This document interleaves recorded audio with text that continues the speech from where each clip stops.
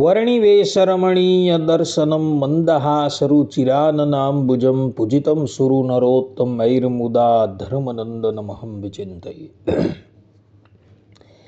અસતોમાં ષડ્ગમય તમસોમાં જ્યોતિર્ગમય મૃત્યુર્મા અમૃતમ ગમય. ઓમ શાંતિ શાંતિ શાંતિ. અસ્મદ્ગુરુ સમારંભામ નાથયામૂન મધ્યમામ લક્ષ્મી વલ્લભ પર્યંતામ વંદે ગુરુ પરંપરા. આજની જ્ઞાન સભાની અંદર પધારનારા બધા જ ભગવત ભક્તોને વેદાંતાચાર્ય, પુરાણ ઇતિહાસાચાર્ય, એમએ ફિલોસોફી શાસ્ત્રી રાકેશભાઈના હેતપૂર્વક જય સ્વામિનારાયણ.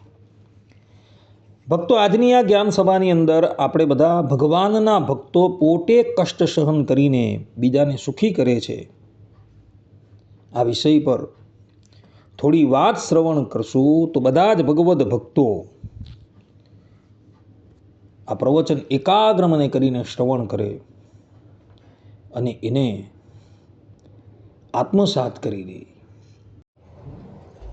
તો ભૂતલ પર એક ઘણો ધર્માત્મા રાજા રાજ્ય કરતો હતો. રાજા ધર્માત્મા તો હતો જ, પરંતુ સાથે સાથે એ ભગવાનનો ભક્ત પણ હતો.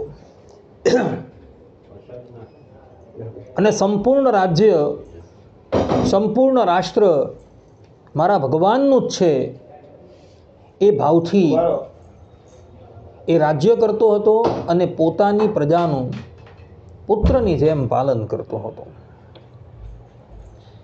પરંતુ જીવનમાં એનાથી એક ખોટું કાર્ય થઈ ગયું હતું. એને લઈને એને અંતકાળે યમરાજના પાર્ષદો લેવા માટે આવ્યા. અને યમરાજના પાર્ષદો એના સૂક્ષ્મ દેહને લઈ જઈ એને નરકનું દર્શન કરાવે છે. નરકમાં નથી લઈ જતા, પરંતુ નરકનું દર્શન કરાવે છે. રાજા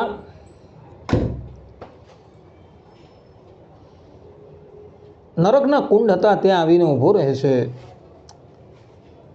અને ત્યાંનું ભયાનક દ્રશ્ય જોઈ તથા પ્રાણીઓનો કકળાટ જોઈ, કષ્ટ જોઈ એનું હૃદય અતિશય દ્રવિત થઈ જાય છે.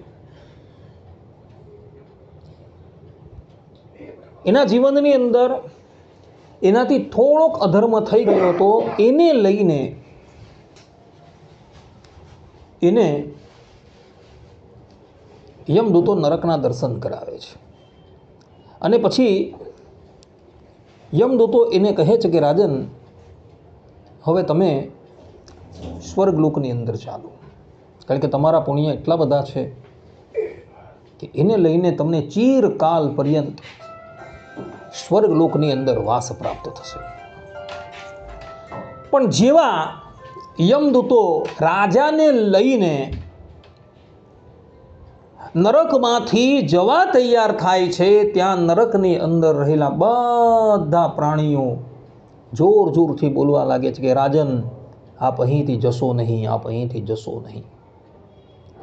કારણ કે તમારા શરીરને સ્પર્શ થયેલી વાયુ અમને સ્પર્શ થાય છે કે અમારા બધા જ કષ્ટો સમાપ્ત થઈ જાય છે. માટે કૃપા કરીને આપ અહીંથી જશો નહીં. ત્યારે એ પ્રાણીઓની વાત સાંભળી રાજાએ યમદૂતોને કહ્યું કે મારા રહેવાથી જો આ નરકના પ્રાણીઓને સુખ મળતું હોય તો હું અહીં જ રહીશ.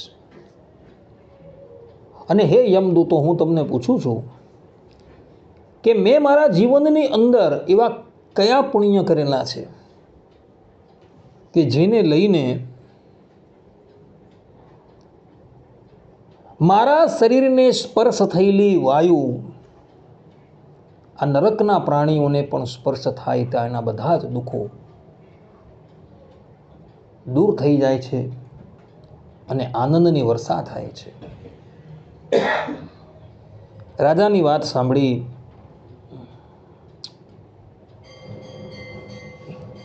યમદૂતો કહે છે કે મહારાજ, તમે હંમેશા પિતૃ છે, દેવતા છે, અતિથિ છે અને પોતાના આશ્રિતોનું ભરણ પોષણ કરીને શેષ અન્ન ગ્રહણ કરેલું છે તથા તમે અક્ષુણ ધર્મનું આચરણ કરેલું છે અને ભગવાનનું સ્મરણ કરેલું છે. એને લઈને તમારા શરીરને સ્પર્શ કરતો વાયુ આ નરકના પ્રાણીઓને પ્રાપ્ત થયો. તા નરકની અંદર યમરાજના સેવકો તીક્ષ્ણ હથિયાર દ્વારા આ પ્રાણીઓને મારતા હતા, કષ્ટ આપતા હતા તથા નરકની અંદર તીક્ષ્ણ ચાંચવાળા પક્ષીઓ તથા વિકરાળ દાઢવાળા પ્રાણીઓ જે નરકના પ્રાણીઓને ખાતા હતા એ બધાના જ હથિયાર છે, ચાંચ છે, દાંત છે એ બુઠ્ઠા થઈ ગયા છે. તમારો એવો પ્રતાપ છે કે પ્રતાપને લઈને આ પ્રમાણેની ઘટના બનેલી છે. આ પ્રમાણે જ્યારે યમદૂતોએ કહ્યું ત્યારે પેલા રાજા બોલ્યા કે આ લોકોને સુખ મળતું હોય તો મારી એવી માન્યતા છે કે આર્ત પ્રાણી એટલે કે દુઃખી પ્રાણીઓની રક્ષા કરવાથી જે સુખની પ્રાપ્તિ થાય છે એ સુખ કરતાં તો બીજા લોકનું સુખ પણ તુચ્છ છે. તમે મને સ્વર્ગલોકમાં લઈ જાઓ કે બ્રહ્મલોકની અંદર લઈ જાઓ, પરંતુ આ લોકોનું કષ્ટ દૂર કરવાથી મને જે સુખની પ્રાપ્તિ થાય છે એ સુખની અગાડી તો એ લોકનું સુખ અતિશય તુચ્છ દેખાય છે. રાજાની આ પ્રમાણેની વાત સાંભળી યમદૂતો એને ફોર્સ કરવા લાગ્યા કે રાજન, આપ અમારી સાથે ચાલો. અહીં તો જે લોકોએ દુષ્ટકર્મ કરેલા છે એ લોકોએ જ આવવાનું હોય છે, બીજાએ આવવાનું નથી હોતું. અને તમે જો અહીં રહેશો તો તમે જે જીવનની અંદર પુણ્યકર્મ કરેલા છે એનું ફલ તમે કેવી રીતના ભોગવશો? આ પ્રમાણે જ્યારે યમદૂતોએ કહ્યું ને પછી રાજાએ જે ઉત્તર આપેલો જ ને મહાભારતની અંદર બહુ સુંદર રીતે ભગવાન વેદવ્યાસજીએ વર્ણવેલો છે એ હું તમને સંભળાવું છું. राजा ने कहा, जब तक इनका दुखों से छुटकारा नहीं होगा तब तक मैं यहाँ से नहीं हटूंगा, क्योंकि मेरे यहाँ रहने से इन्हें सुख मिल रहा है. आर्त और आतुर होकर शरण चाहने वाले शत्रु पर भी जो मनुष्य अनुग्रह नहीं करता उसके जीवन को धिक्कार है. दुखियों के दुख दूर करने में जिसका मन नहीं है उसके यज्ञ, दान, तप आदि कुछ भी इस लोक और परलोक में सुख के कारण नहीं होते. बालक, आतुर यानी रोगी, दुखी और वृद्ध के प्रति जिसका चित्त कठोर है, मेरी समझ में वह मनुष्य नहीं राक्षस है. इन लोगों के पास रहने से मुझे नारकीय अग्नि के ताप से अथवा भूख प्यास के कारण बेसूध कर देने वाला महान दुख क्यों न भोगना पड़े. इनको सुखी करने से मिले हुए उस दुख को मैं अपने लिए स्वर्ग सुख से भी बढ़कर समझूंगा. मुझ एक के दुख पाने से यदि इतने आर्त जीवों को सुख होता है तो इससे बढ़कर मुझे और क्या लाभ होगा. રાજાએ કહ્યું કે નરકની અંદર રહેલા બધા પ્રાણી જો મારે લઈને સુખી થતા હોય તો અહીં રહીને હું દુઃખ ભોગવવા પણ તૈયાર છું. વિચાર કરો, પોતે કષ્ટ વેઠીને અન્યને સુખી કરવાને એ તો દરેક પ્રાણીના હૃદયની અંદર રહેલા ભગવાનની બહુ મોટી સેવા છે એવું શ્રીમદ ભાગવતની અંદર કહેલું છે. પોતે કષ્ટ વેઠીને અન્ય પ્રાણીઓને સુખ કરવા એ દરેકના હૃદયની અંદર રહેલા ભગવાનની બહુ મોટી સેવા છે. રાજા પરમ ભાગવત છે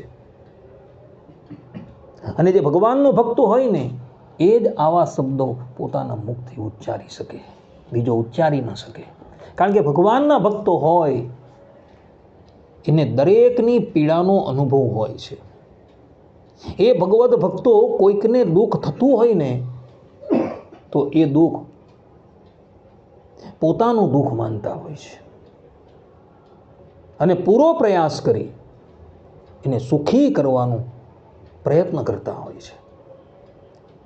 આ રાજા પણ એવો જ છે, પોતે કષ્ટ વેઠીને અન્યને સુખી કરવા માટે તૈયાર થયો છે. આ પ્રમાણે જ્યારે યમદૂતો અને રાજા વચ્ચે સંવાદ થતો હતો એવા જ સમયમાં યમરાજ અને દેવરાજ ઇન્દ્ર ત્યાં આવીને ઉપસ્થિત થાય છે. પોતાના સ્વામીને આવેલા જોઈ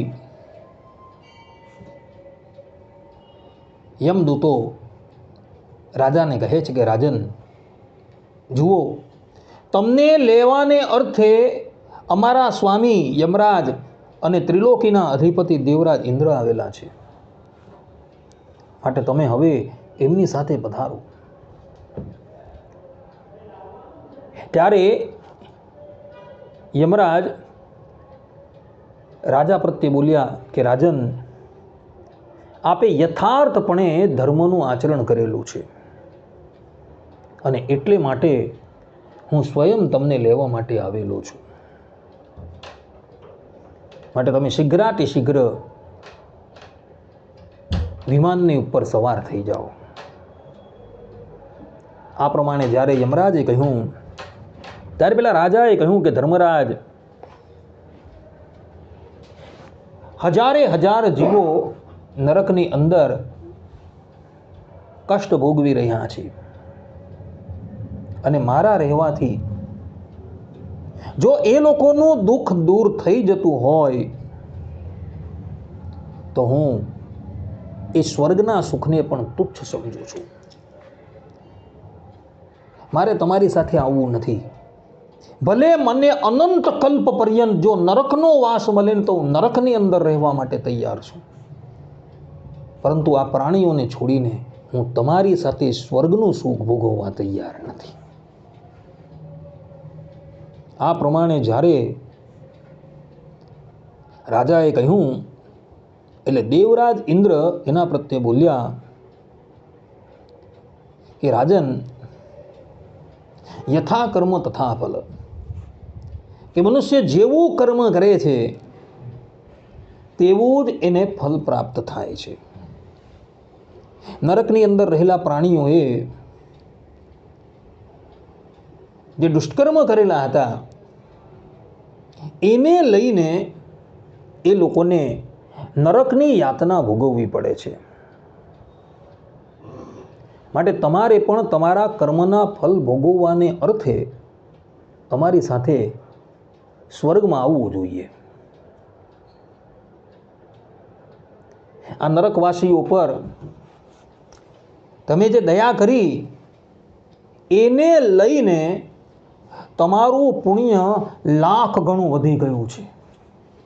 તમે ધરાતલની ઉપર જે સત્કર્મ કરેલું હતું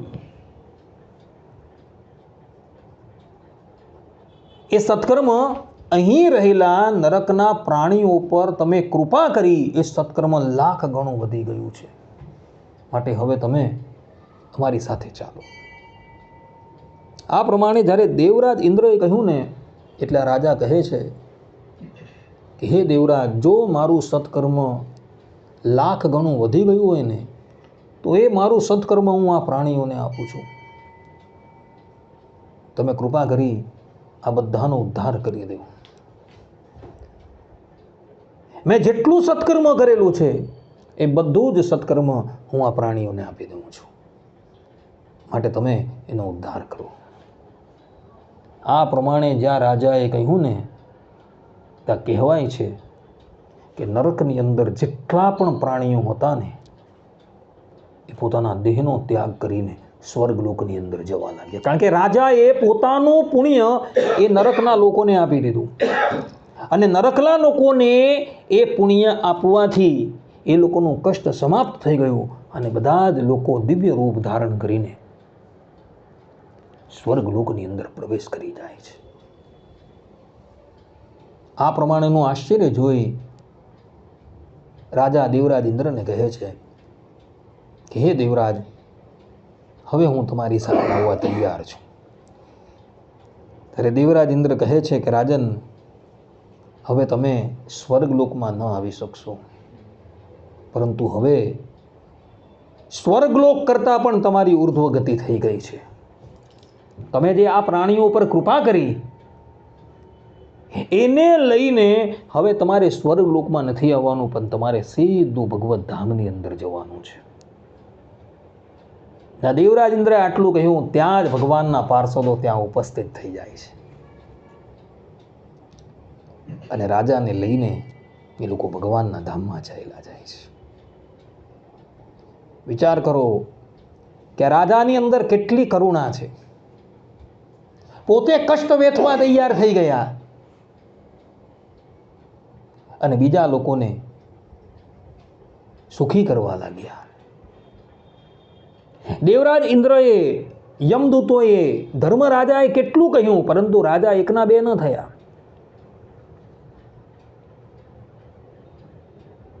નરકની અંદર રહેલા પ્રાણીઓને સુખ થાય એટલે માટે કાયમને માટે નરકમાં રહેવા પણ તૈયાર થઈ ગયા.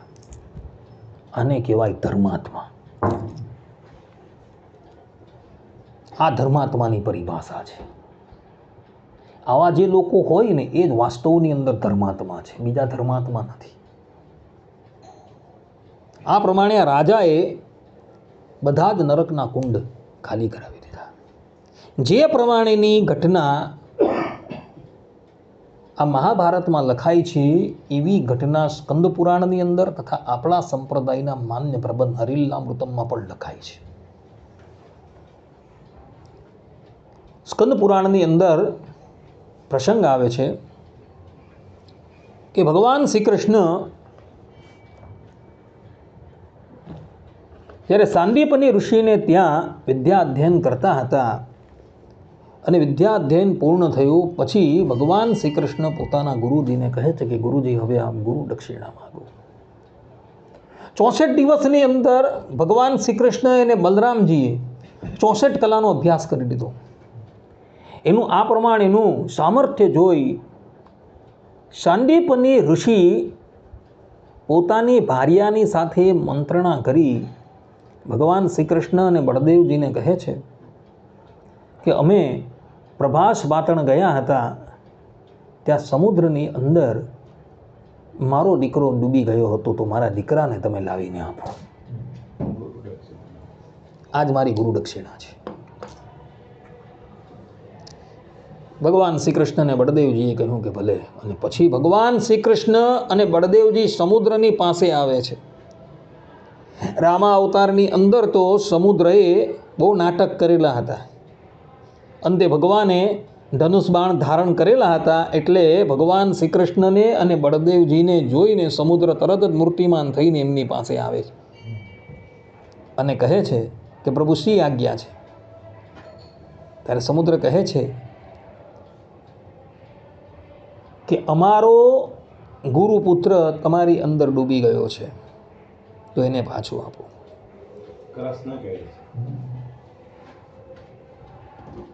ત્યારે સમુદ્ર કહે છે કે મારી અંદર પાંચજન્ય નામનો એક અસુર છે,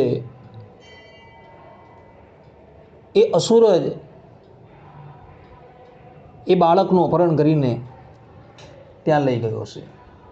ભગવાન શ્રી કૃષ્ણ અને બળદેવજી સમુદ્રની અંદર પ્રવેશ કરે છે, પાંચજન્ય નામના અસુરને મારે છે, પરંતુ ગુરુપુત્ર ત્યાં જોવા નથી મળતો. એટલે ભગવાન શ્રી કૃષ્ણ પોતાના ગુરુપુત્રને લેવાને અર્થે સંયમિની પુરીમાં જાય છે, અર્થાત કે નરકના કુંડમાં આવે છે. યમરાજે જોયું કે મારા ઈષ્ટદેવ ભગવાન શ્રી કૃષ્ણ પધારેલા છે. એવો પાદ્ય અને અર્ઘ્ય લઈને ત્યાં આવે છે અને ભગવાનને કહે છે કે પ્રભુ સી આજ્ઞા છે. ત્યારે યમરાજની વાત સાંભળી ભગવાન શ્રી કૃષ્ણ કહે છે કે અમારો ગુરુપુત્ર તમારી પુરીમાં આવેલો છે, તો એ અમને પરત કરો. ભગવાનની આજ્ઞા થતાં યમરાજ ગુરુપુત્રને લઈને ઉપસ્થિત થાય છે, પરંતુ ત્યાં એક ઘટના બને છે. ભગવાન શ્રી કૃષ્ણના અંગને સ્પર્શીને જે વાયુ વહેતો હતો એ નરકની અંદર રહેલા પ્રાણીઓને એ વાયુનો સ્પર્શ થયો. તે બધા જ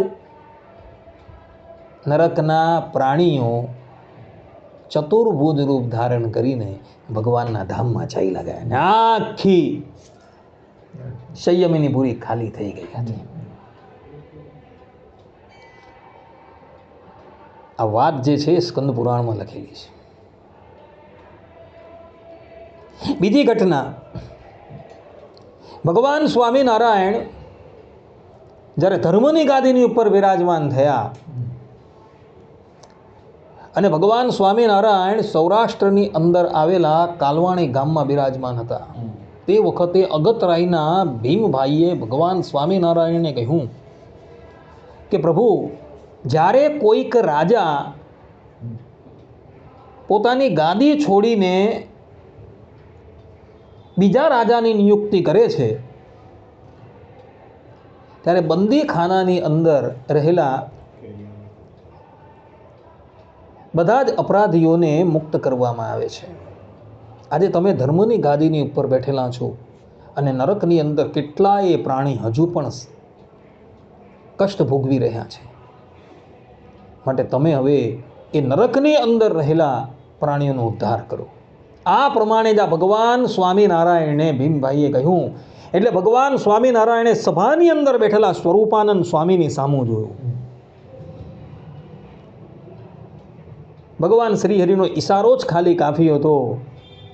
સ્વરૂપાનંદ સ્વામી સમાધિ કરીને યમાલયમાં જાય છે અને ત્યાં સ્વામિનારાયણ નામનો ઉચ્ચ સ્વરે ઘોષ કરે છે. ત્યાં જ બધા જીવાત્માઓ જે કષ્ટ ભોગવતા હતા એ કષ્ટથી મુક્ત થઈને ચતુર્ભુજ રૂપ ધારણ કરીને ભગવાનના ધામમાં પ્રવેશ થઈ જાય છે. આ ઘટના આપણા સંપ્રદાયના માન્ય પ્રબંધ હરિલીલામૃતમમાં છે અને જે સ્થળની ઉપર આ ઘટના બનેલી એ સ્થળ આજે પણ સૌરાષ્ટ્રની અંદર જે કાલવાણી ગામ આવેલું છે ત્યાં એ સ્થળ આજે પણ ઉપસ્થિત છે. ત્યાં છત્રી બનાવેલી છે. એટલે આવી 3 ઘટના બનેલી છે.